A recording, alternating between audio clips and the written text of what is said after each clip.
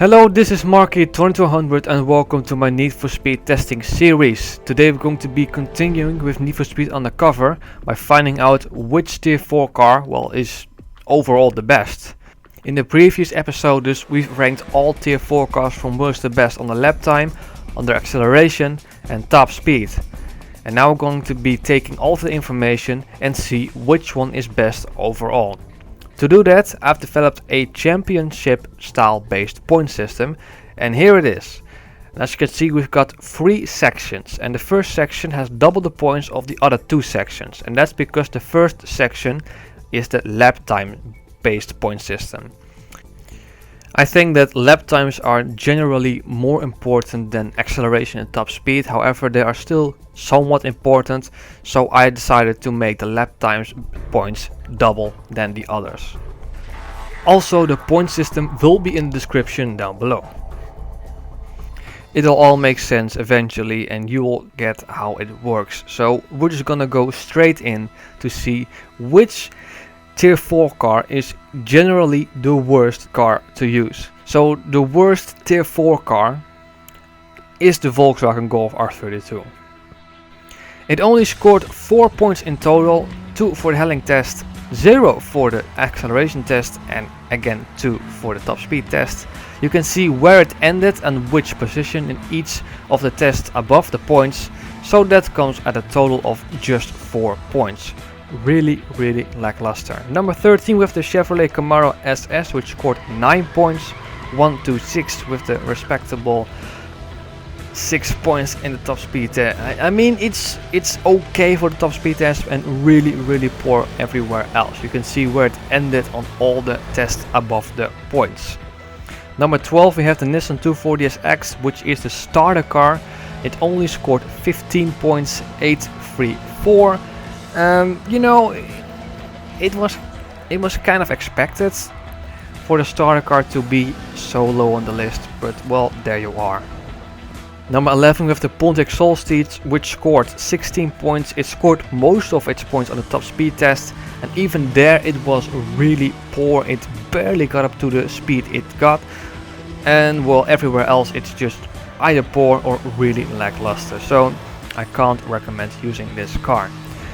Top 10, number 10 with the Mazda RX-8, which scored 20 points, and again most of its points it scored at top speed test, however everywhere else it's lackluster.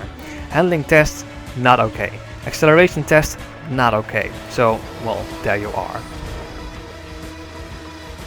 At number 9 we have the Cadillac CTS-V, which also scored 20 points, however it scored most of its points in the handling test.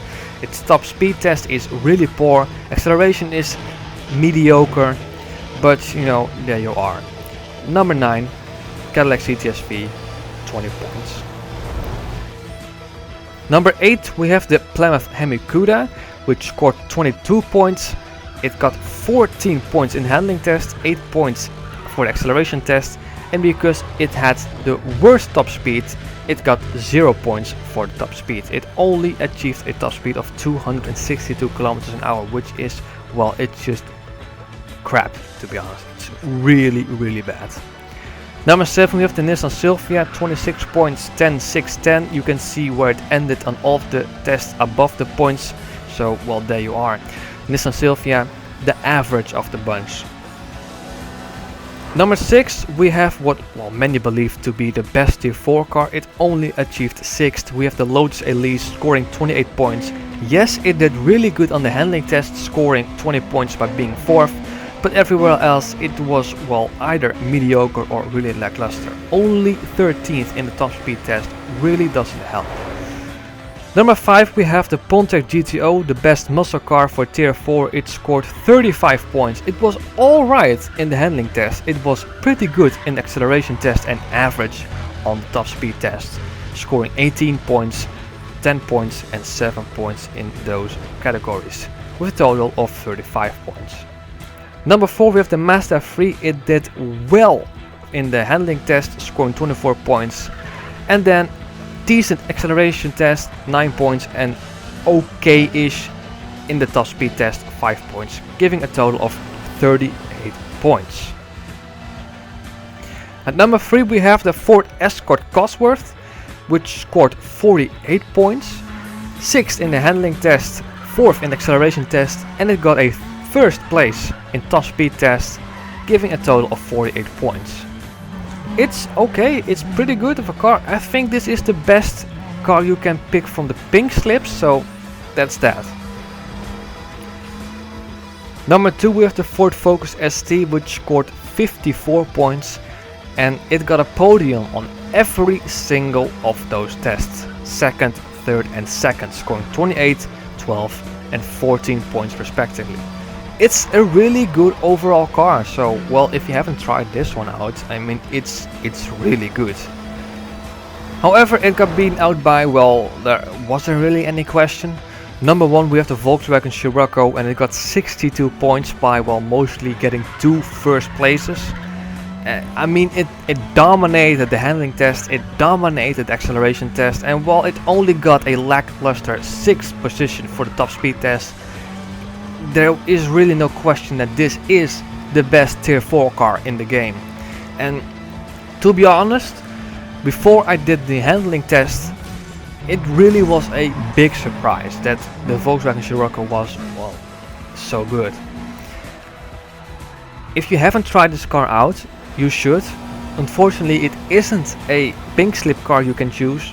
However, you can just sell the car and, well, you can use this Volkswagen Scirocco through tier 4, tier 3 and maybe even tier 2. So now you know which tier 4 car is the best and which is the worst.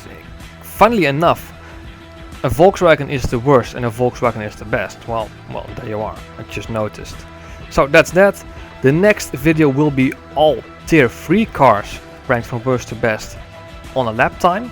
After that, again, acceleration, and then top speed, and then we'll do the same thing over and over again. So that's something for you to look forward to.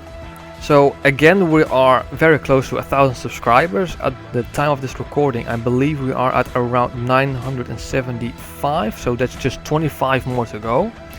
We're inching closer and closer and closer, so that is something for me to look forward to.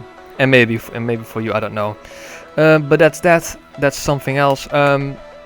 That's pretty much it for this video. If you liked the video, consider giving a thumbs up. If you wish to stay updated on all my future videos, consider subscribing.